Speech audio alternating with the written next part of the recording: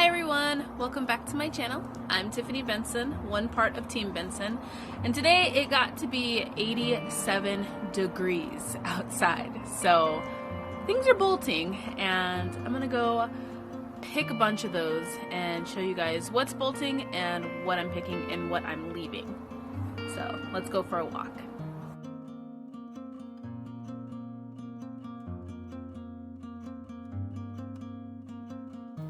So first I would like to say big giant welcome to all of our new subscribers.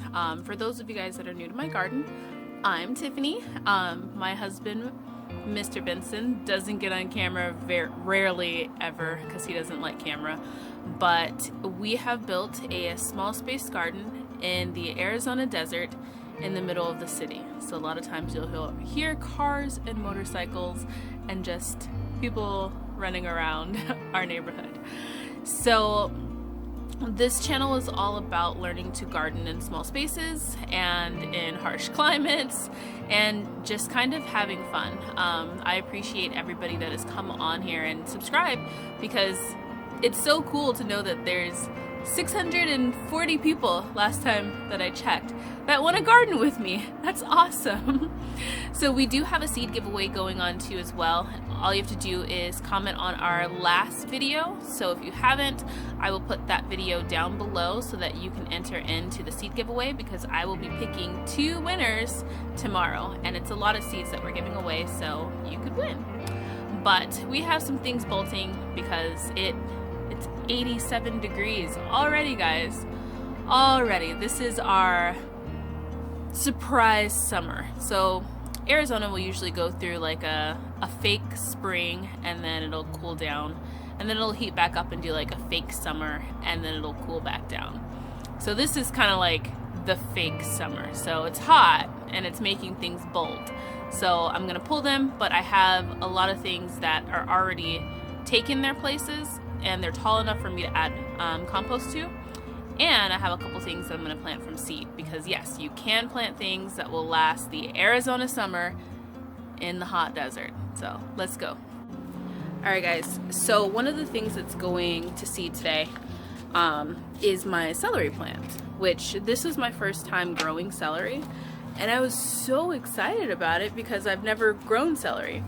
I don't like raw celery.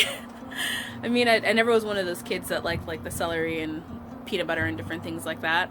So I actually like to freeze all of my celery. I do love celery in soups and different stews that I have, but I always use it frozen. Even when I used to buy it from the grocery store, I would buy it, chop it up, and freeze it. So what I've been doing with my celery that I'm growing is I've been growing it out and cutting it and chopping it up and putting it into the freezer. So now it's time to pull the whole plant. So as you guys can see, it's bolted. I've never seen celery bolt. I've never seen celery flower, but it has just like little flowers that are coming in. I don't want celery all in this plant or all in this bed, and I actually have a lot of celery. So I think that I'm just gonna pull the whole plant. I'm not gonna let this one go to seed. I'm gonna pull the whole plant and chop it all up and put it into the freezer, because I want to make sure that I can save all of this down here. As you guys can see, all these stalks. So what I am going to plant in this area, because not only am I taking out the celery, I'm also taking out this kale and I'm taking out that dill. So I'm leaving the collards and I'm leaving the beans, of course, because they're starting to get little beans. Look at this, guys. These are little green beans. I'm so excited. But I'm going to plant corn right here. So I want to raise the soil level and then also plant the seeds, but I'm going to add some compost. Okay, so I pulled all of the celery, and then I pulled the red Russian kale, and I pulled the dill. The dill was starting to go to seed. The red Russian kale was starting to get attacked by pests. One thing that I noticed is that I grow blue Scotch kale, which is mainly the one that I grow here in Arizona during the summer.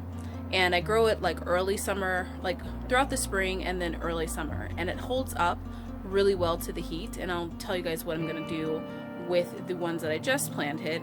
But the red Russian kale did not really like when it started getting hot. When it started getting hot, it started attracting pests. So I think that that's going to be one that I save for kind of like the fall and winter garden versus having that one in the summer. And the blue Scotch kale, it does fine in both, but it's a wonderful one because it does do pretty good as long as you put up shade cloth in Arizona in the middle of the summer. So it's always nice. All right, so it may not seem like a large amount of space, but I grew corn in this amount of space last year, and that is what I plan on growing here. So what I'm gonna do is I pulled up the plant by the root. I didn't dig it out or anything like that. I just pulled it up, and then I'm going to take out all the wood chips and I'm going to add more compost to it, and then I'm going to plant some corn seeds. And I'll probably plant about 3, so 2 rows of 3, so I'll have 6 plants total.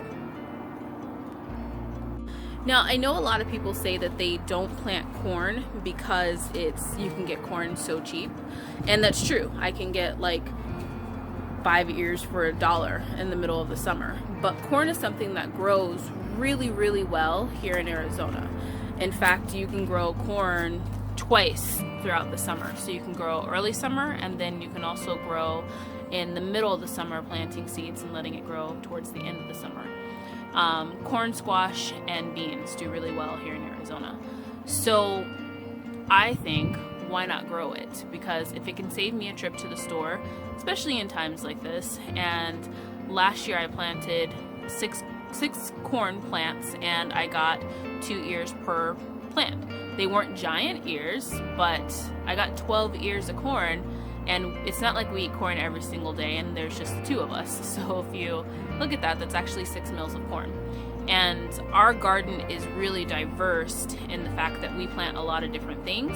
So we're actually eating a lot of different things throughout the growing season. So if we have only a few of something, then it's kind of like a treat.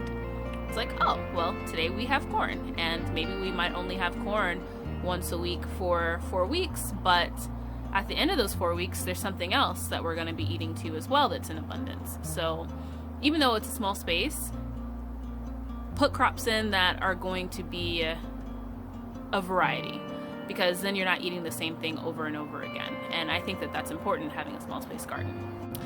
So the next thing that's coming up is this cilantro. So we've been using this cilantro, was our last bit of cilantro for fresh eating, and I'm over cilantro.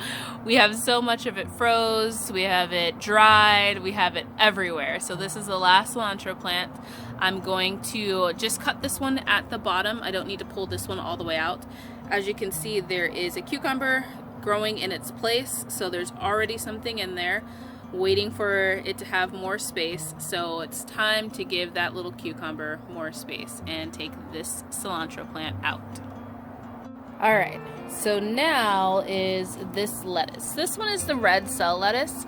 I wasn't in love with this lettuce, but it did go pretty good on tacos, and if I blended it with the other lettuce that we had, it could be okay for salads. But it wasn't my favorite, so I'm not really worried about this one going to seed. So I'm going to go ahead and take this one out because I want to give more room for the beans to kind of get more sun. As you can see, these ones are growing crazy, but these ones over here need a little bit more light. So I'm going to take this one out since it's bolting, and I'm just going to use these top leaves. The bottom leaves I'll just put in the worm bin, but the top leaves I will save for the next Taco Tuesday. So the beet greens I am going to keep. We actually have been using the beet greens as kind of a replacement for lettuce, so I'm going to be keeping that one, and then the one way over there too as well. So it'll give a little bit more time for the beetroots to grow, but we'll also have more space for the tomato not to feel so crowded, and for these beans to get a little bit more light. And we'll plant something in this space a little bit later on. So this lettuce, on the other hand, guys, I am letting go to seed. And look at how gorgeous that's coming in. I can't wait for these flowers to bloom. But look at how tall it's gotten. It's so tall. So in fact, I have the spinach that's going to seed too as well. We've been using the spinach a lot, and I think I'm going to grow some spinach indoors underneath my grow lights because we don't use spinach that much, but we've used those plants a lot. I'm going to let those stay so that we can finish eating the rest of the spinach that's on there. Probably has a couple more weeks, but everything else, as you can see, the Swiss chard's still doing great, and it'll continue to do good for another couple of months. And the kale is new, but it's starting to grow some good leaves. And then this lettuce, I'm not sure how it's going to do because lettuce doesn't really like the Arizona desert, but we're gonna see. And then that kale is doing good too as well. So to give this bed a little bit more protection, I'm going to start putting up shade cloth. I'm not really worried about the lettuce here, but everything else I want to kind of give more protection to. So if you guys notice, that's what these are for. Because during the summer, I'm able to keep a lot of my Swiss chards and my kales by putting up the shade cloth. I have to get a new post for that one because the monsoon took that one out. So this is where I want to start talking shade cloth. So I saw in the comments that we have some Gilbert, Arizona, some Tolleson, some Peoria, and yay, welcome, and joining the crazy bunch that wants to garden in the middle of the desert. But we're able to grow a lot of things just by putting up some shade cloth. I get all of my shade cloth from Amazon, which I'll link down below so that you guys can find it too. But I get 50% shade cloth, and I just layer the top of it, and it protects a lot of the garden. So things that would struggle a lot in like May or June actually do pretty well. I typically wait before putting shade cloth on the bigger part of the garden because they love the sun. The beans love the sun, the squash love the sun, and they only don't love the sun when it's over like 115. But the lettuce and the Swiss chard, they will grow perfectly for you throughout the summer, but you do need to protect them with some shade cloth and put them in the part of your garden that's going to get sun, but maybe not sun in the heat of the day. So the next thing that I'm finally gonna pull, guys, are my broccoli plants. I've been loving the comments of everybody saying like, your broccoli deserves like a medal. Like, your broccoli's doing so well. And it is. Like, I'm telling you guys, there's something to just pruning, keeping things at a minimum, not like letting it get super crazy big, and just adding compost. Adding compost, adding water, and there's the motorcycle. And it'll grow you a lot of food, but it's starting to bolt a lot. So I'm going to take off the little bit of broccoli heads that are left on there because there are some, and we're going to have them, combining those with the ones that I picked off last week, and we're going to eat those for dinner tonight. And then now the okra is tall enough to where I can add another layer of compost to that bed. Okay guys, so here's the broccoli plants. As you can see, they all have still some broccoli heads on them. So I'm going to grab all of those off, and then these broccoli roots are huge. So instead of cutting or pulling the whole plant, I'm just going to cut these at the base like I did the cabbage, and just let those roots stay in there and let the worms kind of take care of those. Because if I were to pull that out, it would pull roots from everywhere. And as you can see, the okra is doing just fine growing with it. It does want a little bit more room, which is why when you cut the plant off and make sure that the top of it's buried so that it's not photosynthesizing, then the roots will die, and that'll give room for the okra. And since I can add more compost to this, I'm going to take off the bottom leaves. So these are the leaves that open when the okra plant first opens up from the seed. So I'm going to take off those bottom leaves because those would die off anyway, and I'm going to add compost at least halfway up there.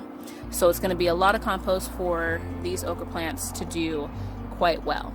And this cabbage I'm giving up on, guys. It's going to start bolting soon, and we use the outer leaves for a lot of cabbage rolls, but the inner leaves just got attacked. So this one's coming out too. So guys, to be grown in a small space garden, look at the stalks on these broccoli plants. And the crazy part is that they still have little babies growing in on there. So if I had to let these stay, it would have given me yet another round of broccoli. Isn't that insane? But instead, I pulled them all, and now one of my favorite, which is okra, and okra grows amazing in Arizona, is going to get nice and big. So all I'm gonna do is just take those little stumps and bury them so that then the worms can do their job.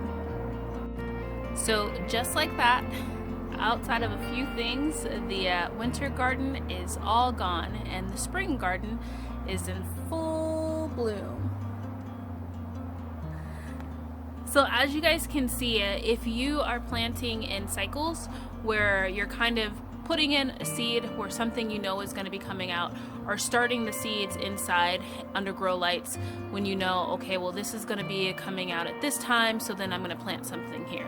So I'm going to start preparing for this to go and for that to come in. So it kind of gives you a cycle to where you're constantly having a full garden. So it looks like my garden is completely full, but I have pulled out over 30 plants. All of my herbs, majority of all of my herbs, I've planted, or I pulled out and I've dried. Some of the cabbages I've pulled out, the celery I've pulled out, the collards, some of the kales. So I've pulled out a lot of plants that were there either in the fall or in the winter, and I've already preserved all of those. And I still have a really full green garden because I've prepared by planting everything in cycles. So I'm going to put a link down below that you guys can go on and see, if you're in Arizona, what time to plant different things. And just when something is getting ready to go, drop a little seed in the ground or put it underneath the grow light so that then you have something to take its place. But until next time, guys, make sure you guys are outside growing yourself a garden, because even a small space can provide you with tons of food. Don't forget to enter in the giveaway. Bye, guys.